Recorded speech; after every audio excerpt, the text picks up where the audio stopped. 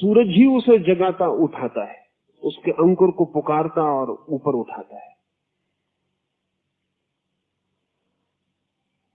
Brown एक दूसरे शास्त्र का अन्वेषक है और उस शास्त्र को अभी ठीक ठीक नाम मिलना शुरू हो रहा है, लेकिन अभी उसे कहते हैं प्लेनेटरी हेरेडिटी, उपग्रही वंशानुक्रम। अंग्रेजी में शब्द है होरोस्कोप, वो यूनानी होरोस्कोपस का रूप है। होरोस्कोप यूनानी शब्द का अर्थ होता है मैं देखता हूं जन्मते हुए ग्रह को, शब्द का अर्थ होता है। असल में जब एक बच्चा पैदा होता है तब उसी समय पृथ्वी के चारों ओर क्षितिज पर अनेक नक्षत्र जन्म लेते, उठते हैं, जैसे सूरज उठता है सुबह, जैसे सुबह सूरज उगता है सांझ डूबता है, ऐसे ही 24 घंटे अंतरिक्ष में नक्षत्र उगते हैं और डूबते हैं। जब एक बच्चा पैदा हो रहा है, समझो सुबह 6 बजे बच्चा पैदा हो रहा है, वही वक्त सूरज भी पैदा हो रहा है, उसी वक्त और कुछ नक्षत्र पैदा हो रहे हैं, कुछ नक्षत्र डूब रहे हैं, कुछ नक्षत्र ऊपर हैं, कुछ नक्षत्र उतार पर चले गए, कुछ नक्षत्र चढ़ाव पर। ये बच्चा जब पैदा हो रहा है तब अंतरिक्ष में नक्षत्रों की एक स्थिति है। अब तक ऐसा समझा जाता था और अभी भी अधिक लोग जो बहुत गहराई से परिचित नहीं है वो ऐसा ही सोचते हैं कि चांद तारों से आदमी के जन्म का क्या लेना देना। चांद तारे कहीं भी हो, इससे एक गांव में बच्चा पैदा हो रहा है, इससे क्या फर्क पड़ेगा। फिर वे ये भी कहते हैं कि एक ही बच्चा पैदा नहीं होता, एक तिथि में एक नक्षत्र की स्थिति में लाखों बच्चे पैदा होते हैं, उनमें से एक प्रेसिडेंट बन जाता है किसी मुल्क का, बाकी तो नहीं बन पाते। एक उनमें से 100 वर्ष का होकर मरता है, दूसरा 2 दिन का ही मर जाता है। एक उसमें से बहुत बुद्धिमान होता है और एक निर्बुद्धि रह जाता है। तो साधारण देखने पर पता चलता है कि ग्रह नक्षत्रों की स्थिति का किसी के बच्चे के पैदा होने से होरोस्कोप से क्या संबंध हो सकता है। ये तर्क इतना सीधा और साफ मालूम होता है कि ये चांद तारे एक बच्चे के जन्म की चिंता भी नहीं करते हैं। और फिर एक बच्चा ही पैदा नहीं होता, एक स्थिति में लाखों बच्चे पैदा होते, पर लाखों बच्चे एक से नहीं होते। इन तर्कों से ऐसा लगने लगा था, 300 वर्षों से तर्क दिए जा रहे हैं कि कोई संबंध नक्षत्रों से व्यक्ति के जन्म का नहीं। लेकिन ब्राउन, पिकॉडी और इन सारे लोगों की तो इन सब की खोज का एक अद्भुत परिणाम हुआ है, और वो ये कि ये वैज्ञानिक कहते हैं अभी हम ये तो नहीं कह सकते कि व्यक्तिगत रूप से कोई बच्चा प्रभावित होता होगा, लेकिन अब हम ये पक्के रूप से कह सकते हैं कि जीवन प्रभावित होता है। एक बात, व्यक्तिगत रूप से बच्चा प्रभावित होता होगा हम अभी नहीं कह सकते हैं, लेकिन जीवन निश्चित रूप से प्रभावित होता है। और अगर जीवन प्रभावित होता है तो हमारी खोज जैसे जैसे सूक्ष्म होगी वैसे वैसे हम पाएंगे कि व्यक्ति भी प्रभावित होता है। इससे एक बात और ख्याल में ले लेनी जरूरी है, जैसा सोचा जाता रहा है वो तथ्य नहीं है। ऐसा सोचा जाता रहा है कि ज्योतिष विकसित विज्ञान नहीं है, प्रारंभ उसका हुआ और फिर वो विकसित नहीं हो सका। लेकिन मेरे देखे स्थिति उल्टी है। ज्योतिष किसी सभ्यता के द्वारा बहुत बड़ा विकसित विज्ञान है, फिर वो सभ्यता खो गई और हमारे हाथ में ज्योतिष के अधूरे सूत्र रह गए। ज्योतिष कोई नया विज्ञान नहीं है जिसे विकसित होना है, बल्कि कोई विज्ञान है जो पूरी तरह विकसित हुआ था और फिर जिस सभ्यता ने उसे विकसित किया वो खो गई, और सभ्यताएं रोज आती हैं और खो जाती हैं।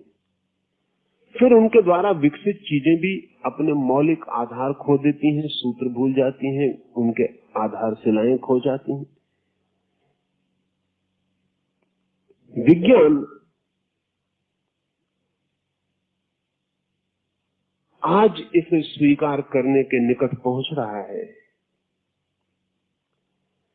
कि जीवन प्रभावित होता है, और एक छोटे बच्चे के जन्म के समय उसकी चित्त की स्थिति ठीक वैसी होती है जैसे बहुत सेंसिटिव फोटोप्लेट की। इस पर 2-3 बातें और ख्याल में ले लें।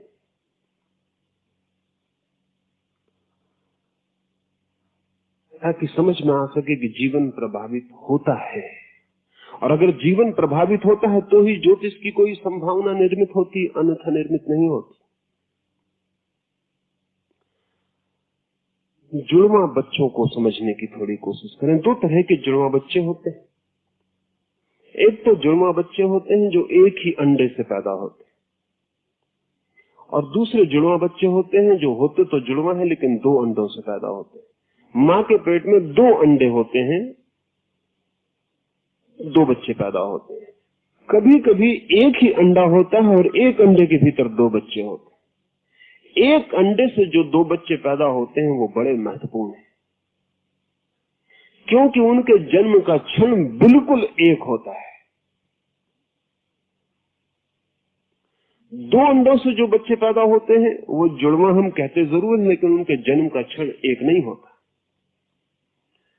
और एक बात समझ लें कि जन्म दोहरी बात है।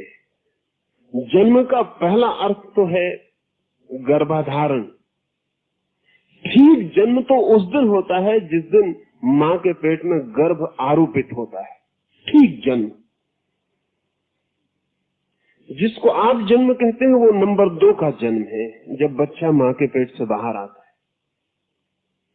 अगर हमें ज्योतिष की पूरी खोजबीन करनी हो, जैसा कि हिंदुओं ने की थी, अकेले हिंदुओं ने की थी और उसके बड़े उपयोग किए थे, तो असली सवाल ये नहीं कि बच्चा कब पैदा होता है।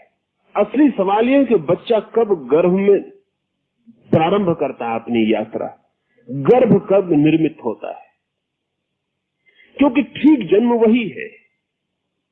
इसलिए हिंदुओं ने तो ये भी तय किया था कि ठीक जिस भांति के बच्चे को जन्म देना हो, उस भांति के ग्रह नक्षत्र में यदि संभोग किया जाए और गर्भाधारण हो जाए तो उस तरह का बच्चा पैदा होगा। अब इसमें मैं थोड़ा पीछे आपको कुछ कहूंगा,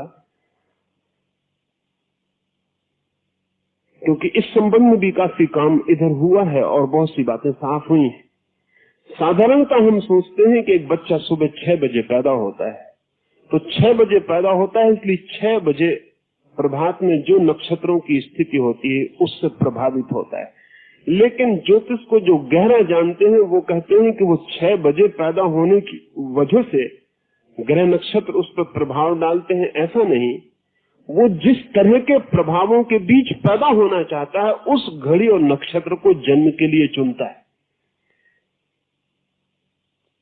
ये बिल्कुल भिन्न बात है। बच्चा जब पैदा हो रहा है, ज्योतिष की गहन खोज करने वाले लोग कहेंगे कि वो अपने ग्रह नक्षत्र चुनता है कि कब उसे पैदा होना है। और गहरे जाएंगे तो वो अपना गर्भाधारण भी चुनती है। प्रत्येक आत्मा अपना गर्भाधारण चुनती है कि कब उसे गर्भ स्वीकार करना है, किस क्षण में। क्षण छोटी घटना नहीं है, क्षण का अर्थ पूरा विश्व उस क्षण में कैसा है, और उस क्षण में पूरा विश्व किस तरह की संभावनाओं के द्वार खोलता है। क्या जन्म का क्षण इतना प्रभावी हो सकता है? ज्योतिष कहता रहा है इससे भी ज्यादा प्रभावी है जन्म का क्षण। लेकिन आज तक ज्योतिष के लिए वैज्ञानिक सहमति नहीं थी, पर अब सहमति बढ़ती जाती है। इस सहमति में कई नए प्रयोग सहयोगी बने हैं। एक तो जैसे ही हमने आर्टिफिशियल सैटेलाइट्स, हमने कृत्रिम उपग्रह अंतरिक्ष में छोड़े, वैसे ही हमें पता चला कि सारे जगत, सारे ग्रह नक्षत्रों से, सारे ताराओं से निरंतर अनंत प्रकार की किरणों का जाल प्रवाहित होता है जो पृथ्वी पर टकराता है। और पृथ्वी पर कोई भी ऐसी चीज नहीं है जो उससे अप्रभावित छूट जाए।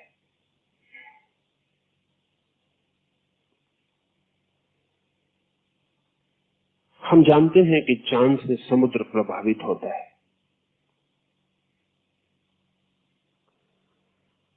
लेकिन हमें ख्याल नहीं है कि समुद्र में पानी और नमक का जो अनुपात है वही आदमी के शरीर में पानी और नमक का अनुपात है, द सेम प्रोपोर्शन। और आदमी के शरीर में 65% पानी है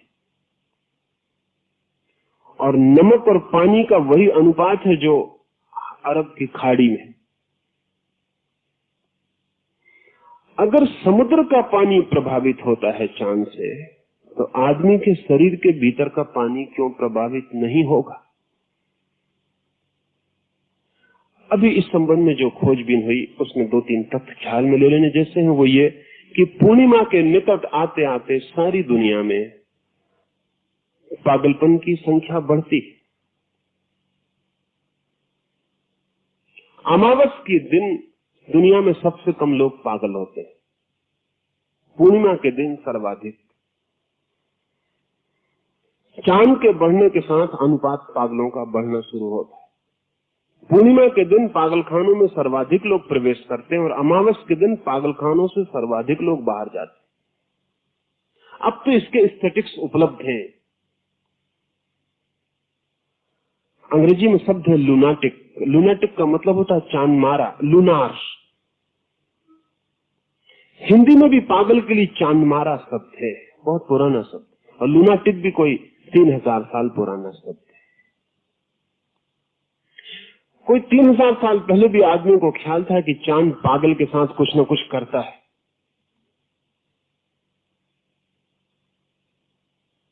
लेकिन अगर पागल के साथ करता है तो गैर पागल के साथ नहीं करता होगा? आखिर मस्तिष्क की बनावट, आदमी के शरीर के भीतर की संरचना तो एक जैसी। हाँ, ये हो सकता है कि पागल पे थोड़ा ज्यादा करता होगा, गैर पागल पे थोड़ा कम कर सकता होगा, ये मात्रा का भेद होगा। लेकिन ऐसा नहीं हो सकता कि गैर पागल पे बिल्कुल नहीं करता होगा। अगर ऐसा होगा तब तो कोई पागल कभी पागल ना हो, क्योंकि सब गैर पागल ही पागल होते। पहले तो काम गैर पागल पर ही करना पड़ता होगा चांद को। प्रोफेसर ब्राउन ने एक अध्ययन किया है। वो खुद ज्योतिष में विश्वासी आदमी नहीं थे, अविश्वासी थे। और अपने पिछले लेखों में उन्होंने बहुत मजाक उड़ाई, लेकिन पीछे उन्होंने सिर्फ खोजबीन के लिए एक काम शुरू किया कि मिलिट्री के बड़े बड़े जनरल्स की उन्होंने जन्म कुंडलियां इकट्ठी की, डॉक्टर्स की, अलग अलग प्रोफेशंस की। बड़ी मुश्किल में पड़ गए इकट्ठी करके, क्योंकि पाया कि प्रत्येक प्रोफेशन के आदमी एक विशेष ग्रह में पैदा होते हैं, एक विशेष नक्षत्र स्थिति में पैदा होते। जिससे जितने भी बड़े प्रसिद्ध जनरल्स हैं, मिलिट्री के सेनापति हैं, योद्धा हैं, उनके जीवन में मंगल का भारी प्रभाव है। वही प्रभाव प्रोफेसर की जिंदगी में बिल्कुल नहीं है। ब्राउन ने जो अध्ययन किया, कोई 50,000 व्यक्तियों का, जो भी सेनापति हैं, उनके जीवन में मंगल का प्रभाव भारी है। आमतौर से जब वे पैदा होते हैं तब मंगल जन्म ले रहा होता है। उनके जन्म की घड़ी मंगल के जन्म की घड़ी होती। ठीक उससे विपरीत जितने पैसिफिस्ट हैं दुनिया में, जितने शांतिवादी हैं, वो कभी मंगल के जन्म के साथ पैदा नहीं होते। एक आध मामले में ये संयोग हो सकता है, लेकिन लाखों मामलों में संयोग नहीं हो सकता। गणितज्ञ एक खास नक्षत्र में पैदा होते हैं, कभी उस नक्षत्र में कभी पैदा नहीं होते, कभी उस नक्षत्र में कभी पैदा नहीं होते। ये कभी एकाध के मामले में संयोग हो सकता है, लेकिन बड़े पैमाने पर संयोग नहीं हो सकता है। असल में कवि के ढंग और गणितज्ञ के ढंग में इतना भेद है कि उनके जन्म के क्षण में भेद होना ही चाहिए। ब्राउन ने कोई 10 अलग अलग व्यवसाय के लोगों का, जिनके बीच तीव्र फासले हैं, जैसे कवि है और गणितज्ञ है, या युद्धखोर सेनापति है और एक शांतिवादी बर्ट्रैंड रसल है,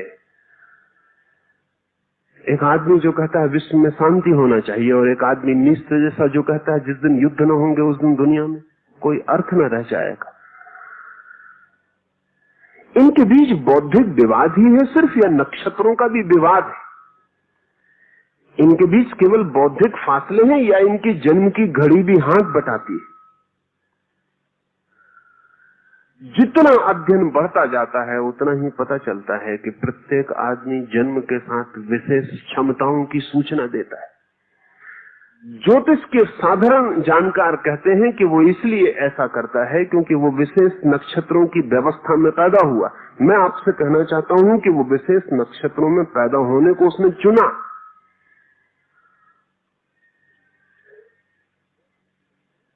वो जैसा होना सकता था, जो उसके होने की आंतरिक संभावना थी, जो उसके पिछले जन्मों का पूरा रूप था, जो उसकी संयोजित अर्जित चेतना थी, वो इस नक्षत्र में ही पैदा होगी।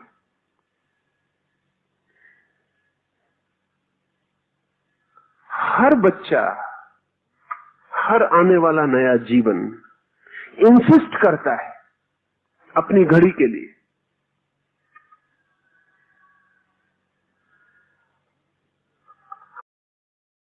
अपनी घड़ी में ही पैदा होना चाहता है, अपनी ही घड़ी में गर्भाधान लेना चाहता है।